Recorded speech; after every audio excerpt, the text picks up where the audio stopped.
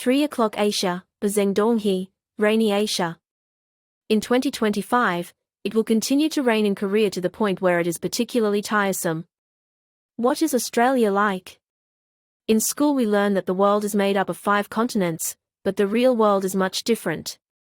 For example, Jerusalem is clearly on the Asian continent, but it is difficult to actually see it as Asia. The same goes for the former Soviet Union region. Russia and Ukraine are still at war, but is that region actually Asia? There is also the opposite case. Australia is one country on one continent. But Donghi Zeng asks Australia, isn't it really Asia? 3 o'clock Asia. I went to Daegu High School for just 1 month and studied on my own. While I was suffering from some illness, I passed the qualification exam and moved on to study at the Department of Psychology at Seoul National University a year earlier than expected. I graduated from the Department of Business Administration with a master's degree. In my Daegu neighborhood, I heard that I was smart, but in 1986, on the Seoul National University campus, where bright students from all over the country gathered, I lived an ordinary school life and saw many geniuses. However, there are many Seoul National University graduates in economics PhDs from across the country who are asking me to publish them, but surprisingly, I wrote a book that contains really important key points that they have not been able to analyze. One of them was a 3 o'clock Korea, published in March 2019, which claimed that the Korean economic clock would enter 3 p.m. in 2019.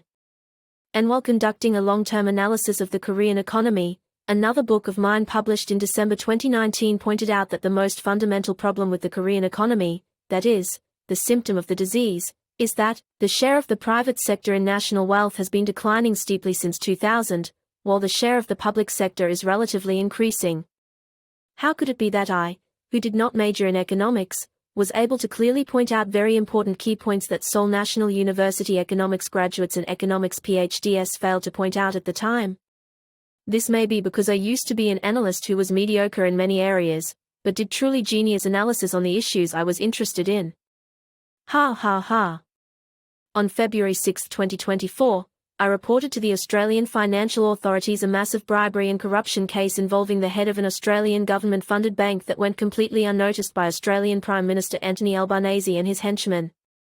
However, because I did not pay proper attention to the past history of the Australian government, I made the mistake of overconfident in them, and for the past year, I have been hit in the back by the Australian Attorney General and the Minister of Finance, one after another, and the situation continues. And in August 2025, I am in the midst of another stroke of genius, realizing that there is empirical evidence of the massive manipulation that the majority of Korean citizens have been subjected to for years. Since the story is too long, let's boldly skip it and come to the conclusion.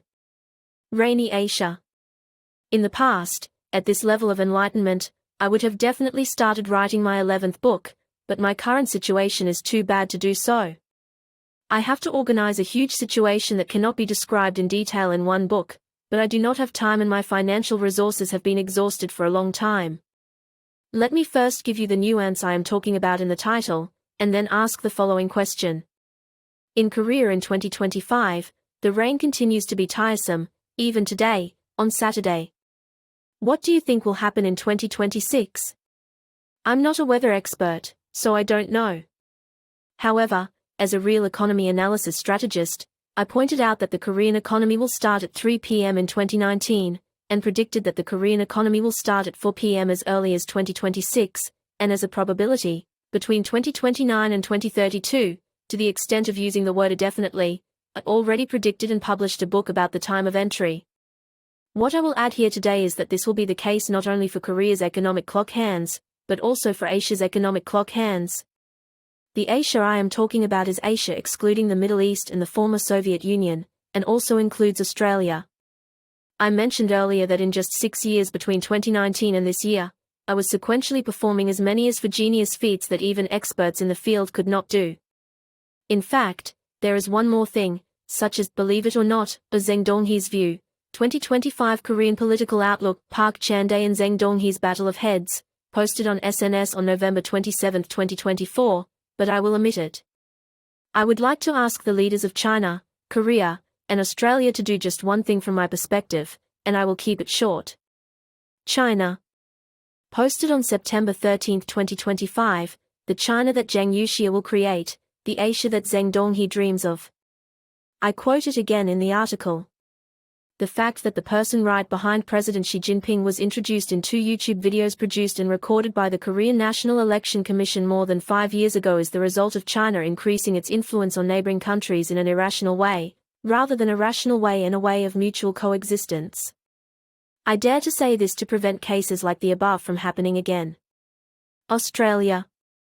Neither China nor even North Korea takes the approach of the Australian government forcibly separating 100,000 Indigenous children from their parents and entrusting them to white families and missionary organizations through their Aboriginal assimilation policy and a civilization policy, implemented until 1969.